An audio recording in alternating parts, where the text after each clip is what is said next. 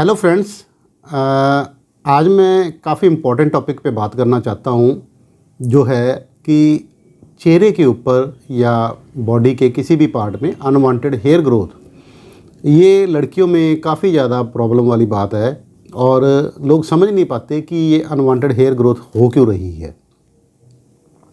सो दोस्तों, इसके कई कारण हैं अनवांटेड हेयर ग्रोथ के। तो पहले तो हम ये देखते हैं कि किस एज ग्रुप में ये ज़्यादा कॉमन है। सबसे पहले फर्स्ट जो एज ग्रुप है वो टीनेजर एज ग्रुप है। जो टीनेज एज की लड़कियां हैं, जो 13, 14, 15 साल से शुरू हो जाता है और अप टू 19 ईयर, उस एज ग्रुप की लड़कियों में एक तो कॉमन है हेयर ग्रोथ। सेकंड है कि जो लेडीज़ के बच्चा होता है, बच्चा होने के तुरंत बाद। और तीसरे ग्रुप में जो लेडीज़ प्री मेनोपॉजल या मीनोपॉजल एज ग्रुप में हैं, जिनकी मेंसेस या माहवारी बंद होने वाली है या हो गई है, उन लेडीज़ में हेयर ग्रोथ की प्रॉब्लम आती है। ये तो हमने कॉमन देखा है कि हमारी दादियों में, नानियों में उनके बाल यहाँ पर आते थे।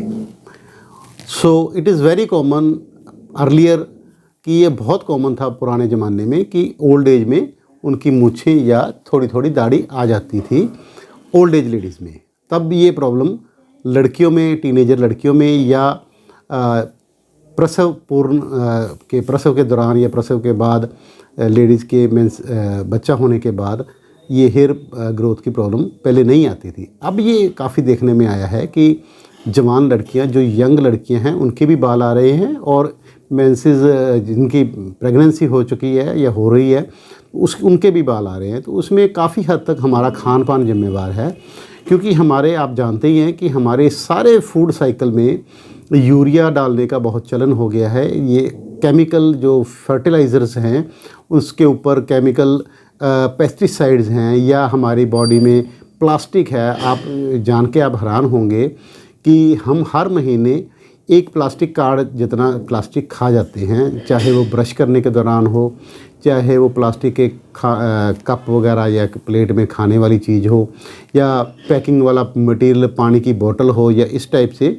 माइक्रो प्लास्टिक हमारी बॉडी में जा रहा है। तो उसकी वजह से हमारे हार्मोन डिस्टर्ब हो रहे हैं, उसकी वजह से ये बाल आने शुरू हो जाते हैं। कई लोग आते हैं मेरे पास, मेरे बाल थोड़े से आए थे, मैंने रेज़र लगा ली, उसकी वजह से मेरे बाल ज़्यादा आ गए। रेज़र लगाने से बाल मोटे हो सकते हैं पर ज़्यादा नहीं आ सकते। अगर ज़्यादा आते होते तो कोई भी गंजा नहीं होता आदमी सिर के ऊपर वो रेज़र लगा के बाल उगा सकता था। तो ये जड़ के साथ डिपेंड है। जब भी हम, क्योंकि हमारे चेहरे के ऊपर लुएं वाले बाल होते हैं जो बहुत ही बारीक और महीन होते हैं, जिसको हम गूज बम्प्स कहते हैं। जैसे हमारे बाल खड़े होते हैं तो लुएं जैसे बाल होते हैं। जब भी हार्मोनल चेंजेस बॉडी में आते हैं तो ये लुएं वाले बाल वो कन्वर्ट हो जाते हैं टर्मिनल हेयर में।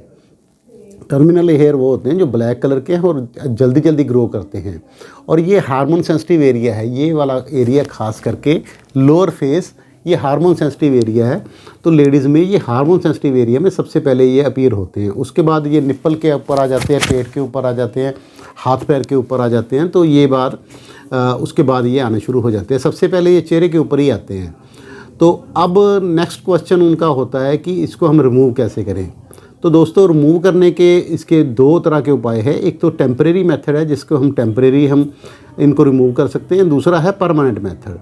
तो पहले टेम्परेरी मेथड की बात कर लेते हैं। टेम्परेरी मेथड में जैसे वीट हो गया, आप क्रीम लगा के उनको बालों को सफाई कर सकते हो, रेज़र कर सकते हो, या थ्रेडिंग कर सकते हो, वैक्सिंग कर सकते हो, और या फिर प्लक्कर से आप प्लक कर सकते हो। या 2-4 बाल हैं तो प्लक्कर से प्लक करने से वो आपके ख़त्म हो जाते हैं एक बार के लिए।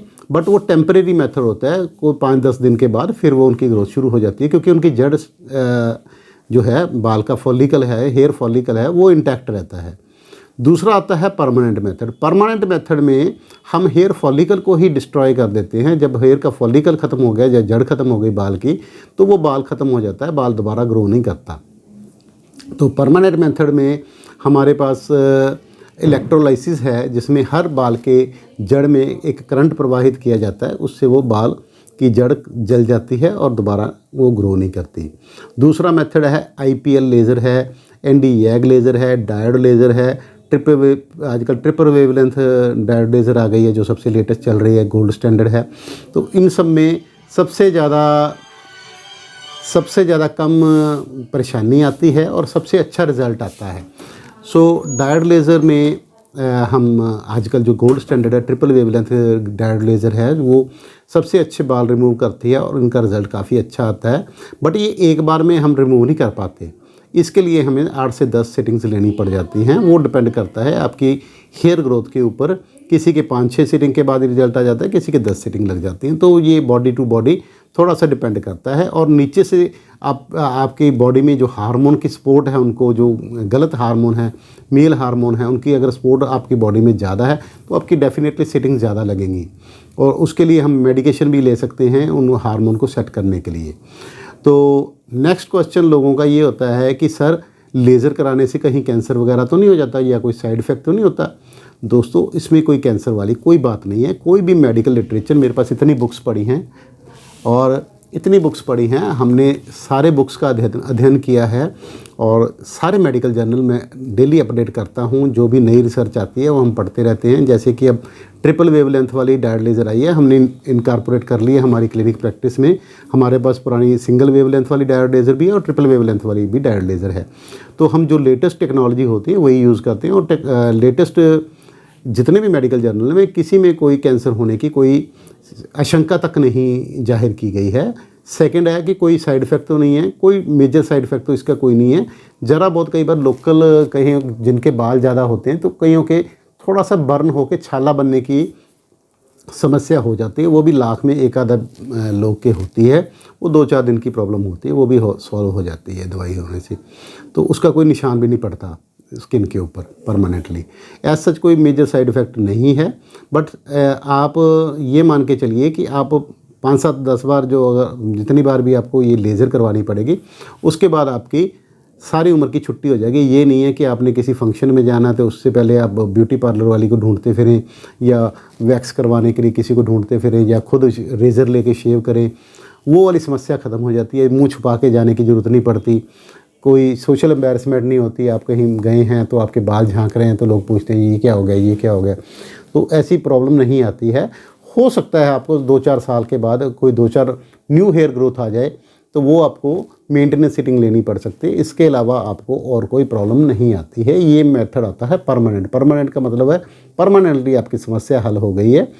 मे बी 90% हो जाए, कोई किसी की 100% हो जाए तो हल हो गई परमानेंटली।